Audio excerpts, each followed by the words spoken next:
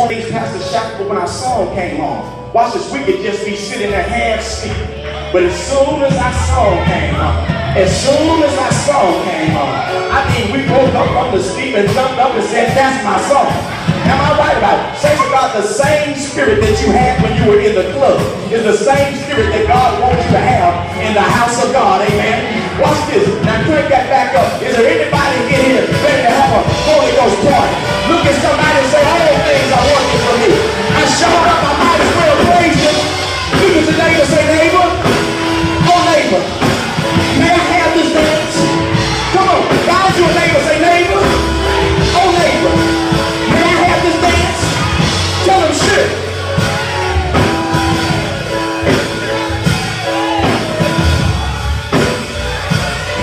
Some of y'all still dead. You should have stayed at home with your dead self. But I do believe I got somebody in here that if you can't thank God for nothing else, you will thank him for just blessing your life, waking you up this morning. Amen.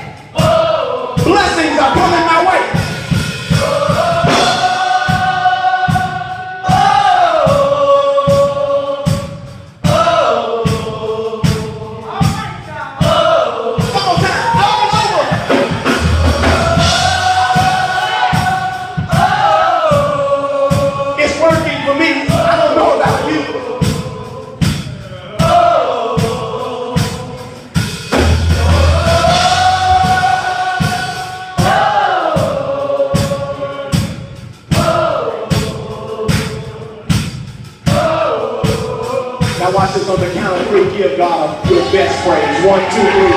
Come on. Come on, it's working for me. He's intentional. You got to open up your mouth. He's a good God. You got to declare, I'm not leaving here today until I get what God has for me. Come on and give him praise in this place. My God, he's intentional. Amen. Amen. One thing I promised God when he saved my life, I would never be dead. I ain't never been dead a day in my life. Amen. Amen. Amen. And the God that we serve is not dead. Amen. So that gives you all the reason in the world for you to not be dead. Amen. Amen. I pray that you have your Bibles. Anybody need a word on today? Anybody need a word on today? Amen. We're excited. Pray that you have your Bible. Acts 28. Again, we thank God for Michael Hassel. Amen. God bless you, son. What a great job you're doing. Amen. Amen. Ensemble Jesus, y'all killed that thing. Amen. Y'all didn't kill it, y'all killed it. Acts 28, Acts 28. Man, God has a word. God has a word. Amen. Again, we thank all of you for worshiping with us on this morning. You could have chose any church in the United States of America, even churches overseas, but you chose the House of HOHM Ministries. We're excited about your presence. Acts, the book of Acts, located in the New Testament, chapter 28. You have it? Man, that song still messing with my spirit. Amen. He's intentional. Never failed. Never failed. Never failed. My God. All things are working for me. You don't have to worry about a thing. It's working for me. Man, y'all stop. Y'all trying to be ugly. Stop. Don't make me get ugly. Amen. We got to listen to this word. Amen. My God.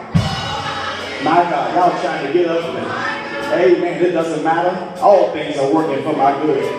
Bills may be behind, but guess what? It's working for my good.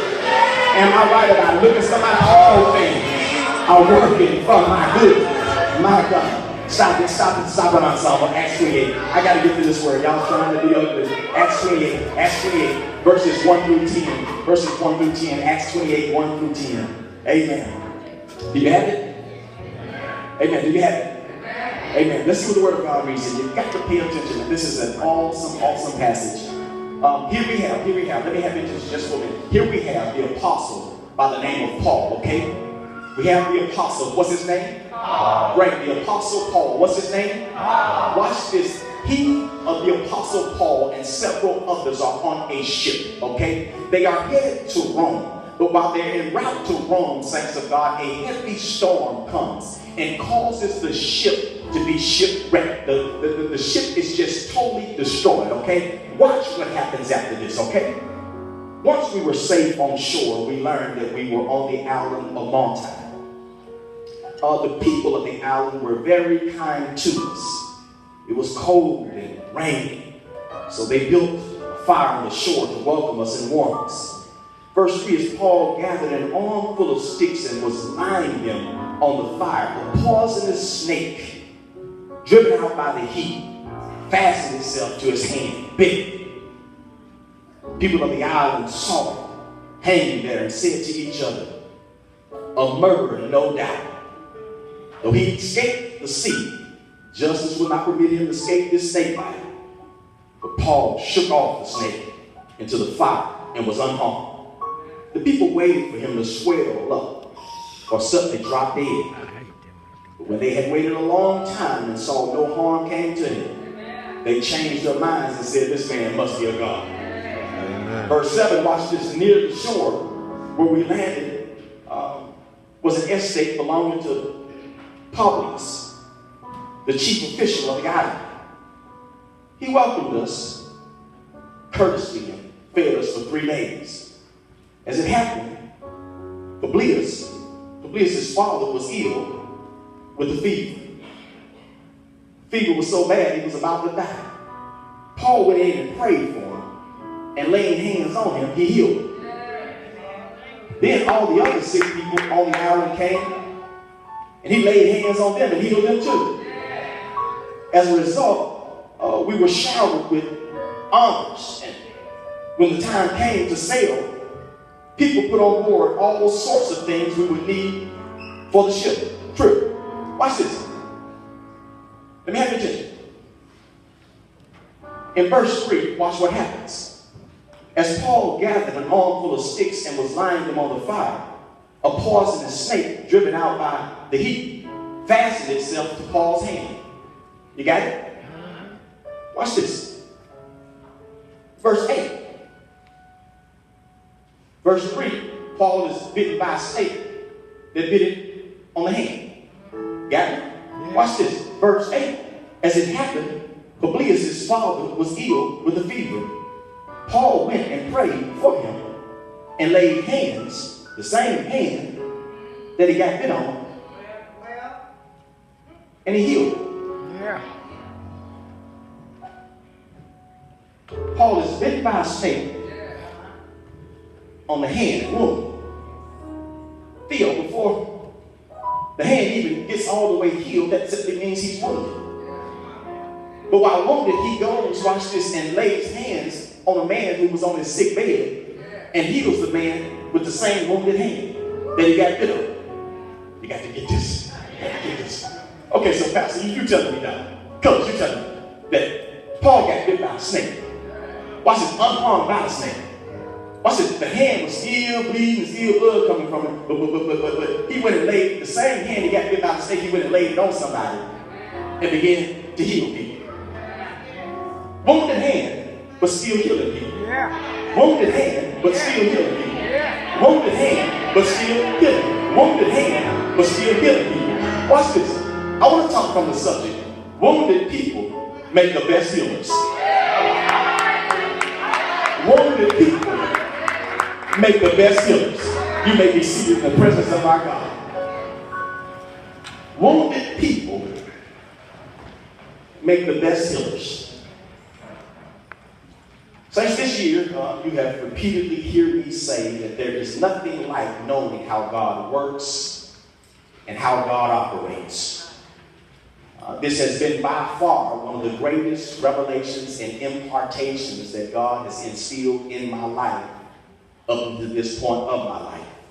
Because by far, absolutely, saints of God, there is nothing more fulfilling, nothing more satisfying and soothing than knowing how God works and how God operates. Because whenever you understand how God works and how God operates, you begin to understand why God does certain things and why certain things happen in your life. And whenever you understand why God does certain things and why God allows certain things to happen in your life, you'll begin to experience a level of peace that surpasses all understanding, because you simply understand how God works and how God operates. Saints of God, one of the things that happens when you understand how God works and how God operates is that you begin to understand that everything that happens in your life, whether good or bad, God always has a great purpose and a great plan that will eventually unfold because He's intentional. You see, when you understand how God works and how God operates, you know that no matter what happens in your life and no matter how bad it may be, because you understand how God works and how God operates, you understand that all things work together for the good of those that love the Lord and are called according to His name. I can't get that much help this morning, but I'm going to preach it anyway. Saints, when you understand how God works and how God operates, maybe you're not hearing me. I'm talking about when you understand how God works and how God operates, when you understand how God works and how God operates, you don't look at life's trials and troubles and tribulations like everybody else looks at it. When you see trials and troubles and tribulations as being something good is about to happen in my life, because I understand how God works and how God operates. Saints of God, when you understand how God works and how God operates, something about knowing how God operates and how God works, certain things don't bother you like they used to, because you understand how God works and how God operates. Since you start seeing negative situations as just a test of your faith, as an opportunity to get blessed, and as doors are about to open in my life, simply because you understand how God works and how God operates. But please listen to me. One of the greatest things about understanding how God works and how God operates is when it comes to us as people and God doing whatever He's going to do through people. Please listen to me, saints. One of the greatest revelations that God has ever given me, saints of God, whenever God wants to do something, whether big or small, one of the things that God often does is uses people.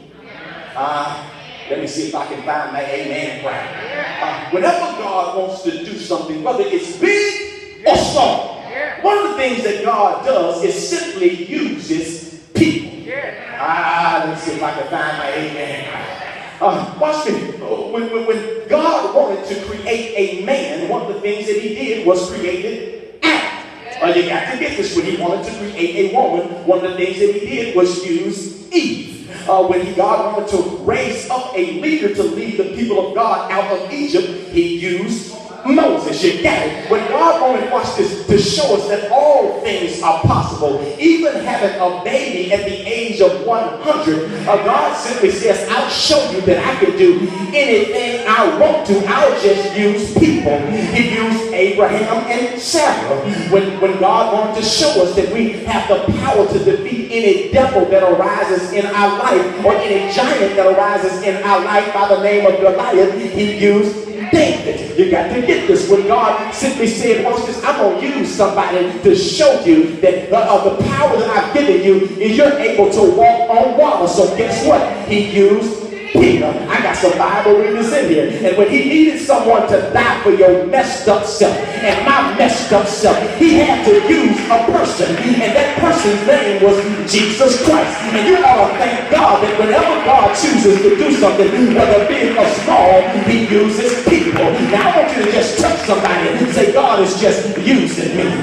God is just using me. The reason I shout the way I shout, because I thank God for just using me. You got to touch a neighbor that knows that whenever God wants to do something big or small, he just uses people. Touch another neighbor and say, God is just using you. Watch me, watch me, watch me. And if the truth be told, please listen to me. If the truth be told, can I keep going? Watch it. If the truth be told, saints of God, all of us are nothing but broken vessels being used by God. I want you to look at your neighbor in the face to your left and your right.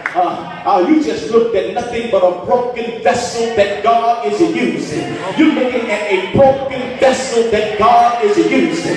I'm broken, but God is still able to use me. I'm broken, but God is still doing great things in my life. I'm broken, but God is still blessing my life. Look at somebody and say, I'm just a broken vessel that God is using. My God. I'm just a broken vessel that God is using. So whenever God chooses to do whatever he wants to do, one of the things that God does is uses people.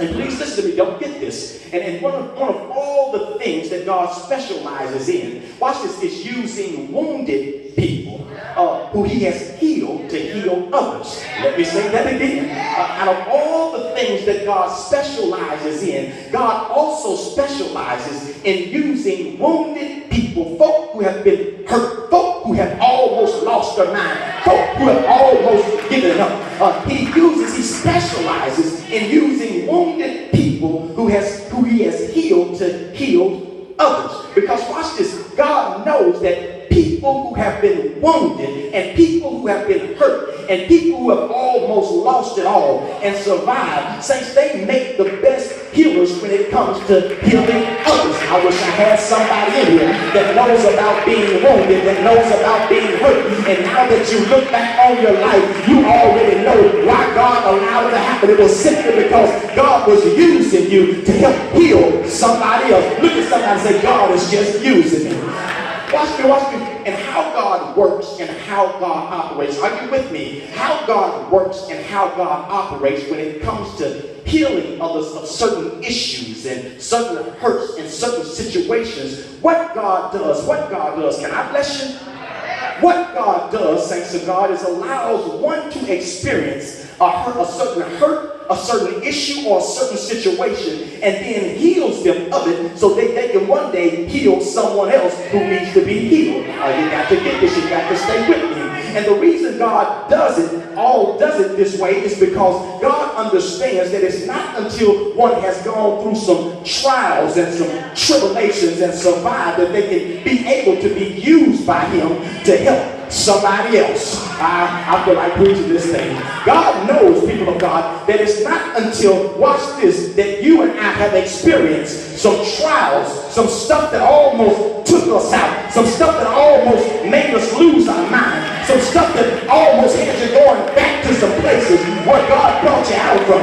God knows that it's not until we've had some tribulations, some heartaches, some setbacks, you'll get with me in a minute, some sicknesses, some heartaches, some pain, some afflictions, some rejections, some crises, some adversities, some breakups, some mistreatment, some grief, some misery, some oppression, some hatred, some stress, some being lied on and talked about, from being ridiculed, some backstabbing, some unexpected tragedies, and some horrible hurt that he's able to use you. And the reason why you shout the way you shout, the reason why you give God praise like you're praising, is simply because you survived. And if you want to show somebody that God is able to use wounded people to heal other people, I tell you to put your hands together and give God praise. If you want to know what a healer looks like, just look at your neighbor. God healed me. God blessed me. God took me out of my mess so I can help you. And listen to me. The way I'm going to help you today, look at your neighbor and say, I'm about to help you.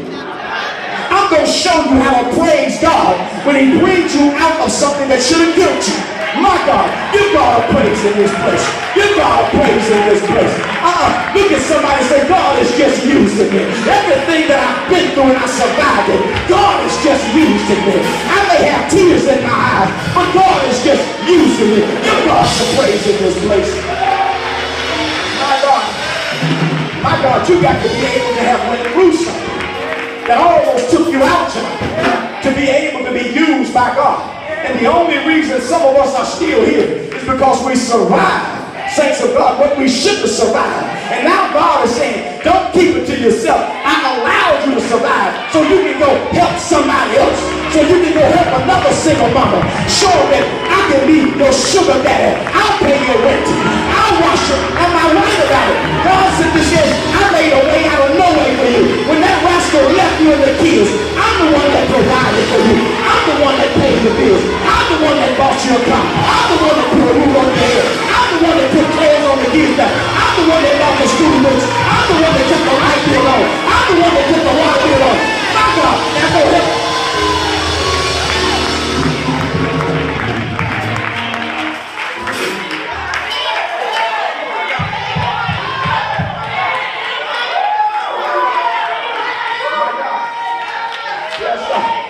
Look at somebody and say, he's just using me.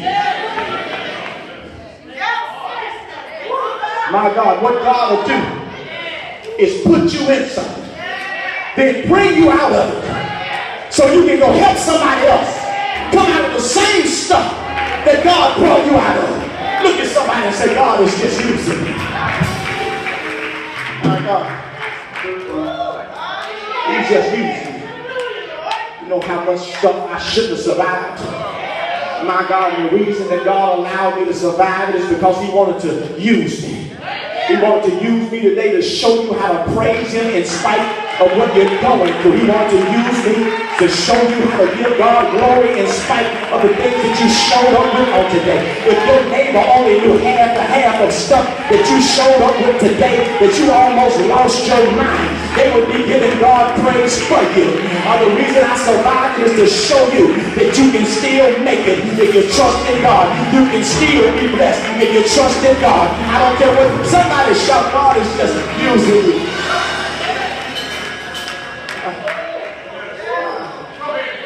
He's just using you.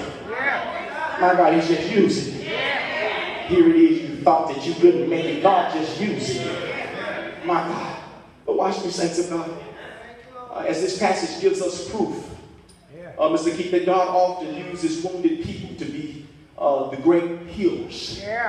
Because I've discovered, saints of God, it's not until God has taken you through something, then brought you out of it, and then stepped back and begin to use you, that you're able to be used by him. And saints of God, listen to me. God doesn't take you through it for no reason at all. God simply takes you through it so you can be that broken vessel to show somebody else that he's a good God, that he can make ways out of no way, that he can pay your bills, that he can put a roof over your head. Am I right about it? You gotta let God use you. Saints, watch me. Let me work this text just for a minute. But here Paul is. Watch this. Here Paul is, and several others. Saints of God, they have traveled through treacherous waters. I mean, these seas, the winds are blowing. The storm is treacherous. It is so treacherous that the storms beat the ship up so badly that they find themselves shipwrecked. And now here they are, saints of God, floating on wood pieces, just trying to make it to the shore. The Bible says, saints of God, they make it to the shore. And when they make it to the shore, it is cold and it is raining outside. And the people greet them. The people greet them and treat them right. As a matter of fact, the people cook them something to eat and then builds them a fire. But watch this. Paul is laying there by the fireplace, getting warm, but he sees that the firewood is going down and he needs more firewood. So what Paul does is basically grabs his iPhone and he basically walks off and he GPSes where the nearest firewood is, and he walks over and he goes and gets the firewood and he brings an arm of wood in his arm, and as he begins to place the firewood down where the fire is, and the heat, watch this, was so hot that basically it caused the snake to come out and then latch onto Paul's hand. It latches onto Paul's hand and it stays there for a while. But watch this, Paul being the man of God he was, simply because he knew how God works and how God operates, Paul simply said, no weapons formed against me shall prosper.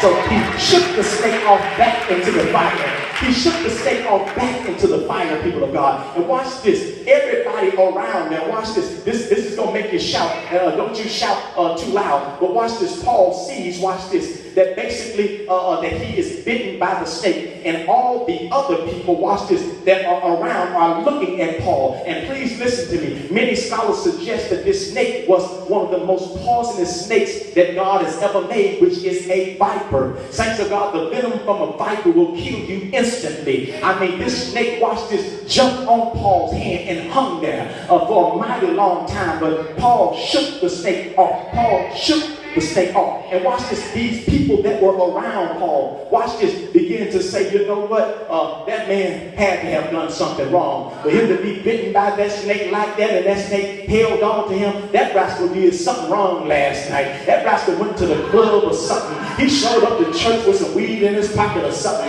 He had to do something wrong. I see his eyes red. He had to have a good night drinking Patron last night. He had to, because nobody, this stuff doesn't happen to people. Bad stuff doesn't happen to people that they haven't done anything wrong. They simply say, this man has to be a murderer. Who did you kill last night? Who did you sleep with last night that you didn't have no business to do with? They simply say, he had to do something wrong. Saints of God, they immediately start judging him because something bad happened to him. Can I shout you just one time? Can I shout you just one time? Can I shout you just one time? Saints of God, never judge a person because something bad happens to them. Am I right about it? Let me say it again. Never judge a person because something bad happens to them. Because I'm a living witness that when bad things happen to people, it's not always because of something they have done wrong, but sometimes it's because of something good God is about to do. You missed your shot. Let me repeat and rewind and say it one more time. Saints, I'm a living witness that when bad things happen to people, it's not always because of something they have done wrong, but sometimes it's because of something good God is about to do. Look at somebody and say, God is about to do something good. Now look at me right now. God is about to do something good. Look at your neighbor and say, don't judge me. Don't judge me. Because one of the things I found out, saints of God, I don't judge nobody because I don't know what God is about to do. I don't know what God is up to in your life, in your neighbor's life, in your brother's life, I don't know what God. Look at somebody and say, don't judge me because you don't know what God is up to. Don't count me out. Don't count me out. You don't know what God is up to. Don't point your finger at me. You don't know what God is up to. I may smell like liquor, but don't judge me. You don't know what God is up to. I may smell like a 20-cent bag of weed, but you don't know what God is up to. So don't knock God. I've learned to never point the finger at somebody. Because watch this, you don't know what God is up to in somebody else's life. Paul hadn't did nothing to get bit by a snake. But God was about to do something good in his life. So he had to allow the snake to bite him so his hand would be wounded to show us that, watch this, wounded people make the best healers.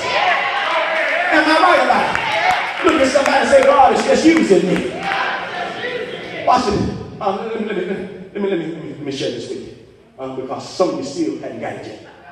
Some of you still hadn't got it yet. Let me share this with you. Watch this. When the snake bit Paul. Are you with me? Yeah. When the snake bit Paul. When the snake bit Paul. Watch this. In the natural, Paul was supposed to have probably died within a minute or so. This snake was so poisonous that after the snake bit him and hung on to him, Paul should have lost all activities in his enemy. The word of God says that he was unharmed.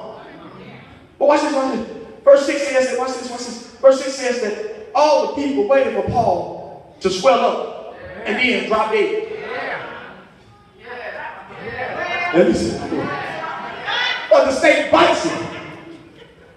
Paul's still on his eye. The snake bites him. Watch it. Paul shakes his snake off unharmed. The word of God says, watch this, everybody around him saw him get bit. Sitting there waiting on him to swell up and die.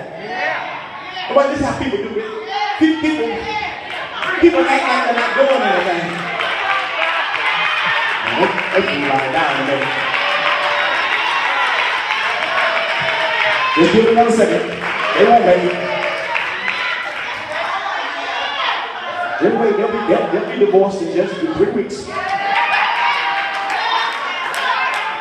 So they're gonna have that job that long. So he gonna do the hug, the same thing he did to all the other girls. Just keep looking at her. She ain't no way in the world she gonna be able to make it without a man. That man was good to her. Ain't no.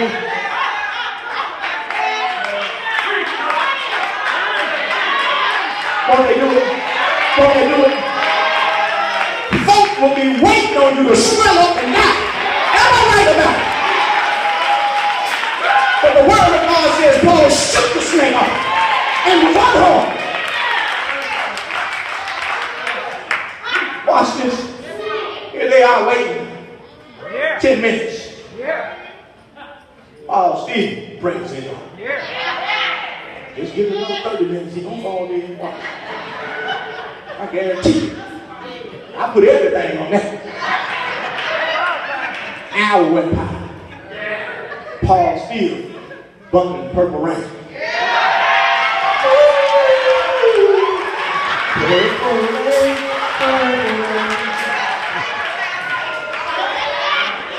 3 hours go by. Purple rain, purple rain. 6 hours go by. That's why I say Phil did it. Purple rain, purple rain. Can I bless you? Watch this. The reason why the snake didn't kill Paul is because God wasn't through with Paul. Am I right about it? Can I tell you why? Watch this. Every snake that has bit you, everything that you've been through, every trial, every tribulation that you survived because you're still alive is because God is not through with you. I tell you to look at somebody and say, God is not through with me yet. Keep what God is not through. But watch this, watch this, watch this. This is gonna bless you. This is gonna bless you. Watch this, this is gonna bless you. I love this, I love this. After the snake bit Paul, and they sitting around waiting on them to swell up and die. Paul finally gets fed up and he says, I done had enough of this. Y'all sitting around waiting on me to die. I tell you what I want y'all to do, just wait on me. He said, I know y'all waiting on me to die. I know you waiting on me to fail. I know you waiting on me to swell up, but just wait on me. Look at your neighbor and say, wait on it. Wait on it. You gotta get this, you gotta get this, you gotta get this. In the hip-hop language, there's a term that I find myself often using now. And it's simply, watch this, it's actually a comeback technique. And I'm not pretty good at comebacks, but y'all are, all of y'all are good. So y'all can snap back, oh my God. Lamar Barista looking like, I can snap back, I can come back. But what's a comeback? It's really a comeback. And it simply says, wait on it. It simply says, wait on it. And often, watch this, when the term wait on it is used, is when a person is waiting for something to happen because you know it's never going to happen. So what you simply say is, wait on it. Look at your name and say, wait on it. But you just can't say wait on it. You got to do it with an attitude. Wait on it. Wait on it. How you say it determines how it works. Look at your name and say, wait on it. Wait on it. Watch this. I was looking at television. I was looking at a show, and this guy was trying to get a little something from a young lady, and he said, "I'm gonna get you. I'm gonna get. Just watch. I'm gonna get you. You see the car I'm driving? I'm gonna get. You see the clothes I'm wearing? I'm gonna get you." And she simply said, "Just wait on it." Look at that. Say, wait on it. Watch this. The snake bit Paul, and they were all, watch this, waiting on Paul to swell up and die. Wait on it. Can I bless you? Say, sometimes you got to tell people and the devil that's waiting on you to fall, that's waiting on you to swell up, you got to tell them, wait on it. Devil, I know you're waiting on me to give up after all I've been through, but just wait on it. Devil, I know you're waiting on me to lose my mind after all the hell I've been through, but just wait on it. Look at somebody and say, wait on it. Devil, I know you're waiting on me to stop trusting God after all I've been through, but you gotta just look at somebody and say, wait on it. Because God is about to move. God is about to bless me. Look at somebody and say, just wait on it. Devil, I know you're waiting on me to lose my praise, but I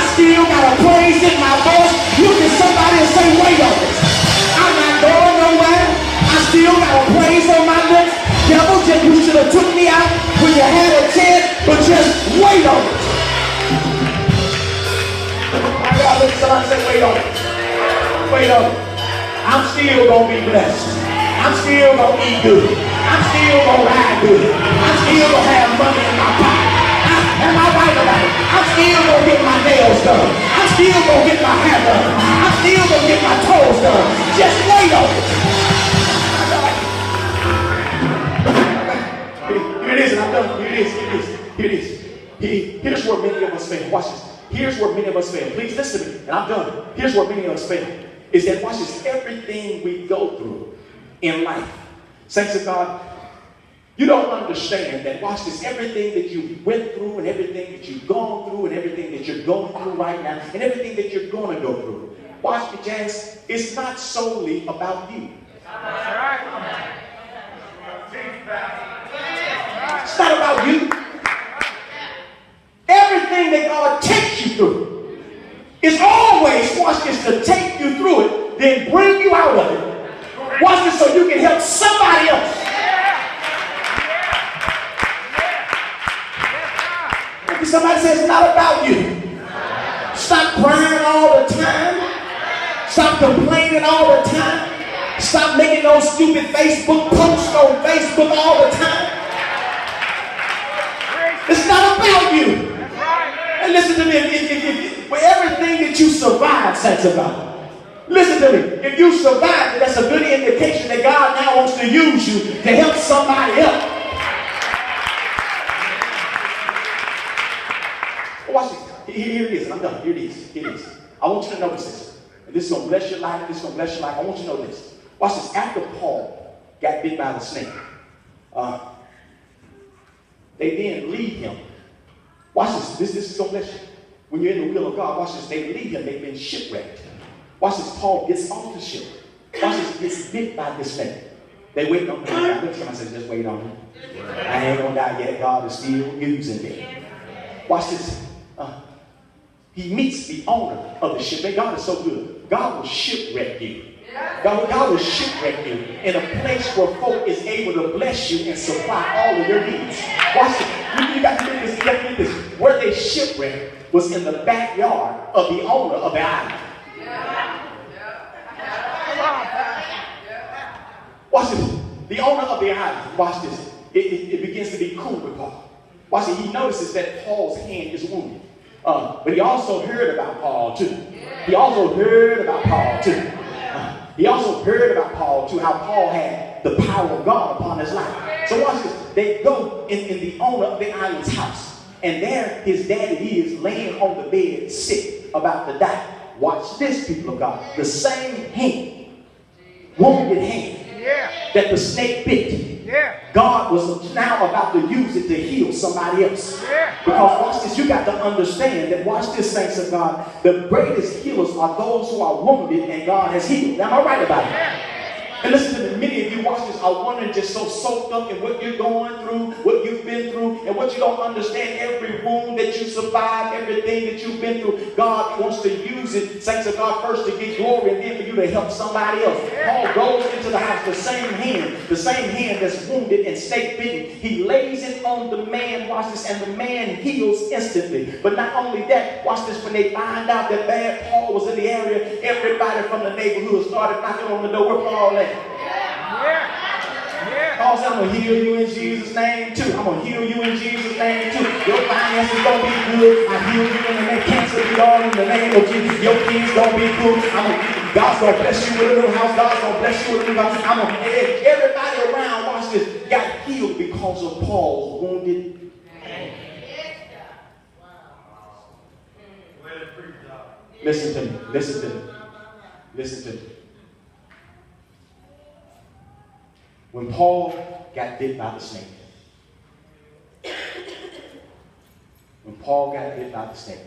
the word of God, watch this, says that the snake, when the snake bit him, the snake held on to him.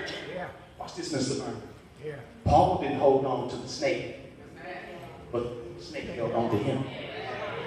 Watch this, there's a reason why Paul didn't hold on to the snake. Because watch this, Paul knew that, watch this, if he kept holding on to the snake would still be biting him and God couldn't use it. So Paul says, you know what? I'm going to shake this snake. Oh. Watch where he shakes the snake off. Back to the pits of hell where it came from.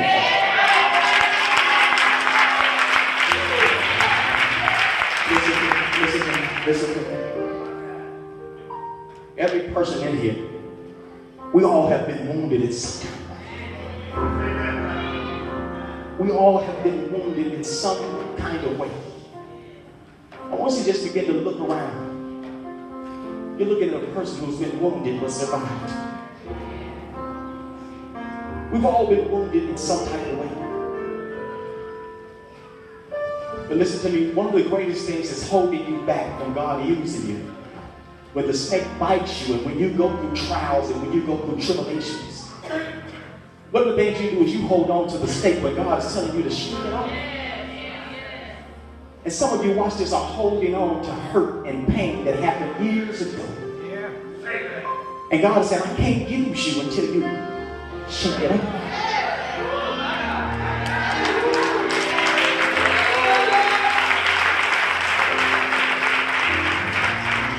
There's some marriages and some relationships that God wants to take to another level. But watch this.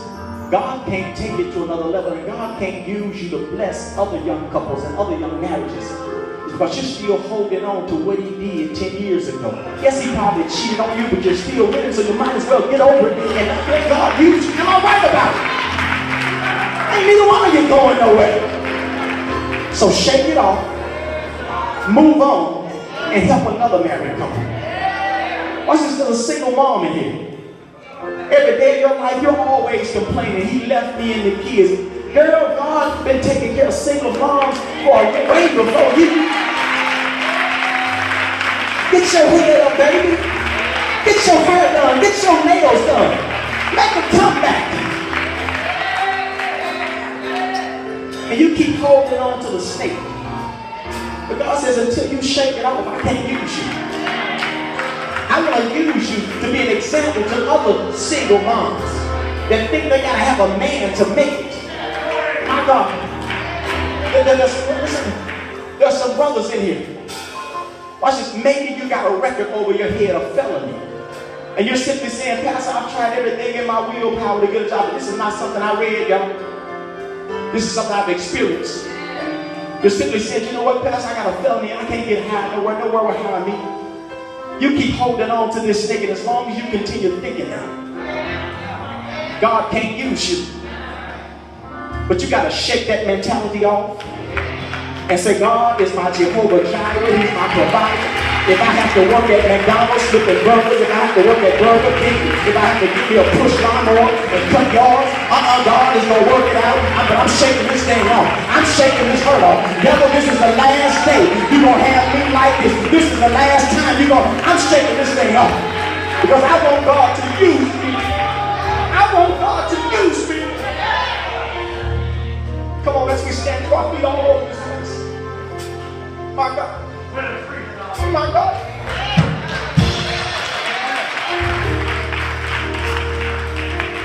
My God. Please listen to me. Everything that you've been through, everything that you're going through right now is a part of God's process of just wanting to use you. I know it hurts. I know you can't forget it. I know what they did to you when you were 6 years old, the molestation, the hurt. I know it hurt. I know it was painful. The abuse that you had to put up with. The heartache, the breakup, the divorce. But God simply says this, I picked you because I knew you could handle it. And I knew, watch this, that you would shake it off.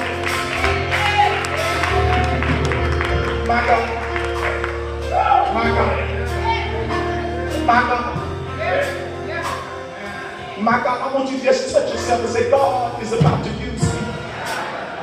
And then I just want you to shake it off. That's it. That's it. That's it. Touch yourself and God is about to use me. Everything that I've been through, that I survived, get ready because I'm about to come back. You're going to see me again. This is not the last of me because I'm about to shake it off. hallelujah, with heads bowed and eyes closed.